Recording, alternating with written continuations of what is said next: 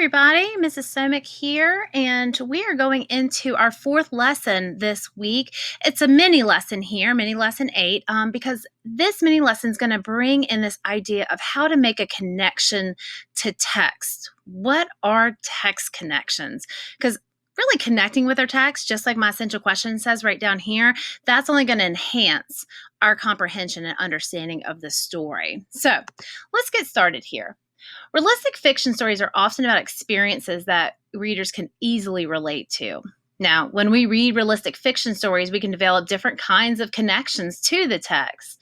And today we're going to revisit our mentor text, Jalapeno Bagels, still one of my favorites, and write what we call a text to self connection, a text to world connection, and also a text to text connection to Pablo's story here.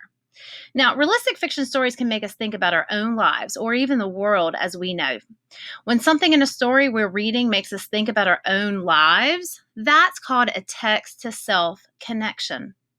Now, likewise, when we think about the world here, as we know, this is known as a text to world connection. But sometimes we may also think about similarities between texts that we've actually already read, and this can be called a text to text connection. Now, you can see here again, just to help you out, if you forgot what are these three different types of connections, I have this little chart and this poster for you that you can always go back to and revisit. So, let's take a look here. I have in front of you a rubric. Now, this rubric is what I'm using to score your responses. We're going to actually write a journal response today about the connections that we make to Pablo's story and jalapeno bagels. Now, we obviously want to have all 4s across the board. I'm going to be looking at here the content first. Do you have a good understanding of Pablo's story? If you do, that's going to be a 4 for your score here. Okay. Do you have a good idea who our characters are, what's happening in the story? All right. What we think is that major theme and message going on. Next, what about your connections? Are your connections really deep and reflect that, yes, I was able to make a connection with Pablo because this reminded me of something in the world because I want to hear a deep, thoughtful connection from you.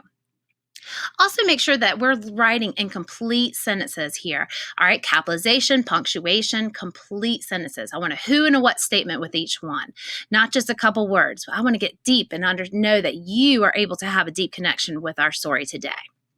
Okay, so let's get started with our lesson. Now, I'm going to reread our story, Jalapeno Bagels. Now, I'm going to model for you 2 types of connections that you can make. A text to self, so I'm connecting it with my personal story, myself, and also some of the world things that I think are happening in the world today. How does this make me think of like worldly things, world connections? Now, if you're in class with us, we're going to pass out those sticky notes so you can actually record those connections as we go through. But friends at home, my remote friends, just jot them down on a piece of paper so you can come back to those connections at the very end when we're ready to write our journal entries at the end. Okay. Now, I am going to take this up as a grade, so we want to have a nice, thorough response today. All right, let's get started here about jalapeno bagels. Getting hungry already just thinking about it. What should I bring to school on Monday for International Day? I asked my mother. My teacher told us to bring something from our culture.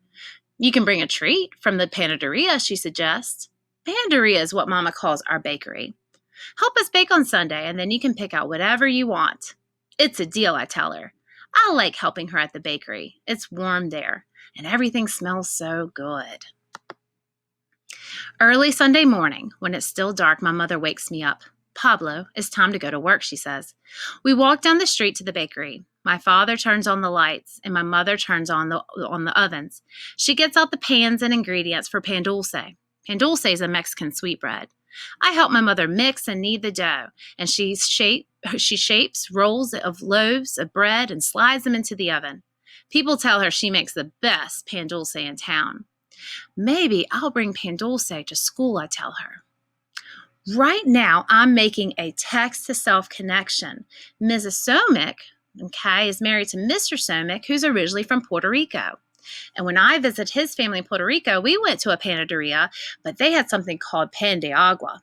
It's like water bread. It's really soft and it is delicious. So that was kind of my first experience with that. And so immediately when I'm hearing here about Mama's pan dulce, it made me think about that memory of going to the bakery in Puerto Rico with my husband and trying a new form of bread. So that was my text to self connection. Have you already made one? Next, we get empanadas de calabaza, pumpkin turnovers. I'm in charge of spooning the pumpkin filling. Mama folds the dough in half and presses the edges with a fork. She bakes them until they're flaky and golden brown. Some customers come to our bakery just for her turnovers. Have you had empanadas before? I have. I've never had the pumpkin ones, but I've had some that have been filled with like either cheese or a meat filling. So I'm already making another text to self-connection. Mom, maybe I'll bring empanadas de calabaza instead. You'll figure it out, she says. Ready to make chongo bars? Chongo means monkey man. Mama lets me pour in the chocolate chips and nuts, and when she's not looking, I pour in more chocolate chips. I could bring chongo bars. They're my favorite dessert. Mine too, says Mama. This batch should be especially good. I put in extra chips. So it's like she knew he was sneaking in his extra chips. My father calls from the back room. Pablo, come help me with the bagels. Papa speaks English and Yiddish. He learns Yiddish from his family in New York City. I know some words too. Bubby means grandmother. He uses my Bubby's recipe to make the bagels. First, he makes the dough in a big metal bowl, and then he rolls it out into a long rope shape. He cuts off pieces and shows me how to connect the ends in a circle. And we put the circles on trays where they sit and rise. While we're waiting, my father makes challah, Jewish braided bread. He lets me practice braiding challah dough at my counter. It's a lot like braiding hair. The customer says it's almost too beautiful to eat. Maybe I'll bring a loaf of challah to school, I'll tell Papa, and he smiles. When the bagel dough has risen, he boils the bagels in a huge pot of water and fishes them out with a large slotted spoon. I sprinkle on poppy seeds and sesame seeds, and then they go in the oven.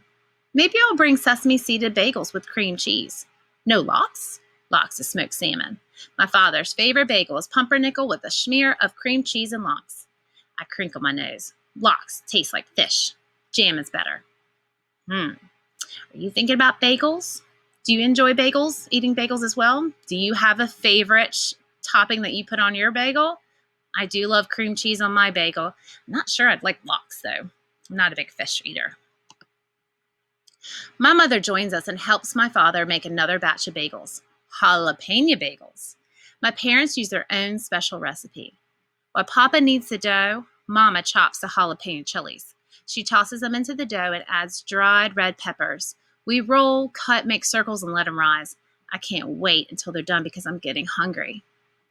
So right here, I'm making what's called a text-to-world connection. What I'm seeing is I'm seeing a blending of two separate cultures. So Mama has a Mexican culture here that she's brought into her cooking, and his father is Jewish, okay? And they have made this beautiful connection where they have blended their two cultures together. The bagels from his dad and adding in jalapeno peppers here, okay, to have a great recipe they've created together with the jalapeno bagels. So I can see here a blending of two cultures. So this is my text-to-world connection I'm making right now. I noticed that there's the blending of the cultures happening. Have you decided what you're going to bring to school? Asked Mama. It's hard to choose. Everything is so good, I tell her. I look at Papa, except for lox. You should decide before we open, warns Mama, or else our customers will buy everything up. I walk past all the sweetbreads, chongo bars, and bagels. I think about my mother and my father and all the different things they make in the bakery. And suddenly, I know exactly what I'm going to bring. Jalapeno bagels, I tell my parents, and I'll spread them with cream cheese and jam. Well, why jalapeno bagels? Asked Papa. Because they're a mixture of both of you, just like me. So another text-to-world connection, because we're thinking about the world here, okay? I can see that we're celebrating here the differences of these cultures that they've blended together here. Rather than fearing the differences and Pablo not being upset that he's coming from different cultures, he's celebrating the fact that he's a mixture of cultures, just like the jalapeno bagels, right? So that was my text-to-world connection there, okay? Another text to self connection here that I'm making is that, I come from a Southern family. So if this was something that maybe my family and I were making, okay, we actually come together to make cornbread. And that was something my father taught me how to make. So, kind of like Pablo's dad teaching him how to make bagels, my father taught me actually how to make cornbread in a cast iron skillet that his mother had left for him. So let's go back here and see how we're going to pull these connections all together, because I can't wait to see what kind of connections you have.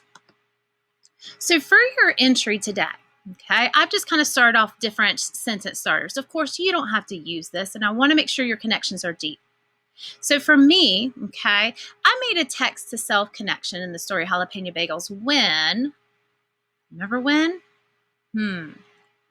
When I read about how that they had their own bakery, and he was talking about his mother's pan dulce, and it reminded me of the time in Puerto Rico when I had my first slice of pan de agua, okay, with the Puerto Rican bakery that was down there.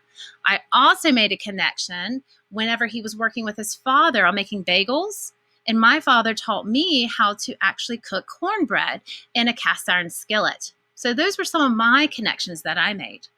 I know even with me, with my family, we have a tradition on Christmas Eve to make homemade chili. So, just what are some connections that you were able to take? What did this story remind you of in your own life? Remember the text to world connections. I noticed that we were blending two cultures together.